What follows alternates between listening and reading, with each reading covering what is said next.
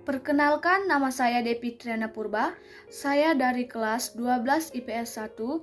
Jadi, di sini saya akan membawakan materi tentang globalisasi, yaitu awal munculnya transportasi atau kendaraan. Nah, di sini saya mengambil contoh dari kendaraan. Yang pertama itu, awal munculnya peristiwa sejarah mobil pertama di dunia dimulai pada tahun 1769. Seorang ilmuwan berkebangsaan Prancis yaitu Nicolas Joseph Cognat menciptakan sebuah kendaraan 3 roda dengan badan yang cukup besar dan digerakkan oleh mesin uap, seperti gambar yang di samping. Yang kedua, inspirasi dikembangkannya mobil pertama kali ini yaitu dari suatu kereta kuda yang dilengkapi dengan ban. Seiring dengan berjalannya waktu, hasil karya Nicolas Joseph Cognat membuat insinyur lain tertarik mengikuti jejaknya untuk membuat mobil di dunia. Seperti yang dilakukan oleh William Murdoch yang melakukan kerjasama dengan James Watt dari Inggris dalam menciptakan kendaraan sejenis bermesin uap pada tahun 1784.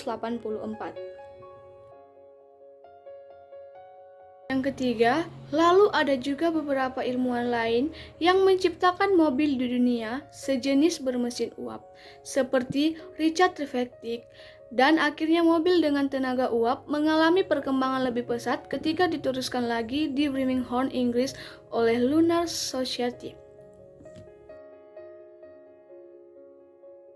Namun pada tahun 1886, seorang warga negara Jerman mempunyai perkembangan mobil di dunia dengan bahan bakar bensin. Sejarah ditemukannya mobil di dunia pertama kali dengan bahan bakar bensin bernama Carl Benz. Bersamaan dengan Gottlieb Daimler dan Wilhelm Maybach dari Stuttgart juga ikut mengembangkan mobil di dunia dengan bahan bakar bensin ini pada waktu yang hampir bersamaan. Tetapi pada tahun 1879, Carl Benz menyelesaikan terlebih dahulu penemuannya itu dan sejarah ditemukannya mobil di dunia pertama kali yang dipatenkannya. Sebuah penemuan baru lagi yaitu mobil di dunia dengan model mesin 2 stroke akhirnya disahkan kepada George B. Dalam jangka waktu beberapa tahun, akhirnya beberapa model dan tipe mobil di dunia yaitu tenaga uap, listrik, dan bensin ini pada tahun tersebut mengalami persaingan. Di Amerika Serikat pada tahun 1893, sebelum masa Carles dan Frank bersaudara merakit mobil bertenaga bensin pertama dan segera menjadi produsen mobil terbesar di Amerika Serikat. Lalu, di tahun 1893 Benz menjadi mobil murah pertama di dunia dan menjadi mobil yang diproduksi secara massal. Nah, semenjak saat itu, para ilmuwan mobil terus mengembangkan desain dan model mobil mereka. Seiring dengan pesatnya perkembangan ilmu pengetahuan dan teknologi dunia otomotif, kini produksi mobil tidak hanya didominasi oleh Eropa ataupun Amerika, tetapi juga di Asia, terutama di Jepang, Korea, dan Cina.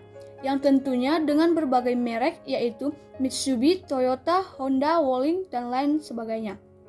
Nah, inilah awal mulanya munculnya peristiwa sampai dengan perkembangannya saat ini.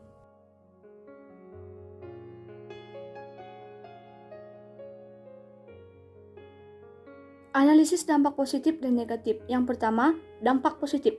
Dampak positif dari peristiwa tersebut bahwasannya semakin berjalannya waktu, tahun ke tahun, pasti selalu ada penemuan-penemuan atau meningkatnya pengetahuan.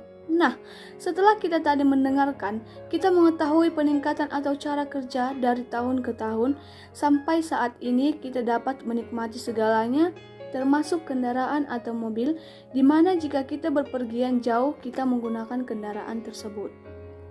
Yang kedua, dampak negatifnya, meningkatnya kepemilikan mobil pribadi.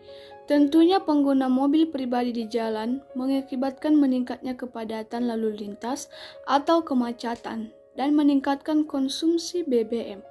Belum lagi seperti peminat angkutan umum akan semakin berkurang karena telah tersingkirkan oleh mobil pribadi.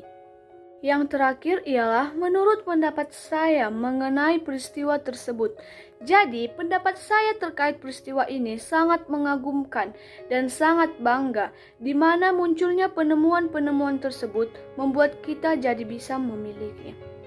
Dari awal telah dilihat bahwa tahap demi tahap dikerjakan, dan zaman pun semakin canggih, tidak mau kalah dari yang lain, dan akhirnya pada saat ini mobil sudah pada canggih.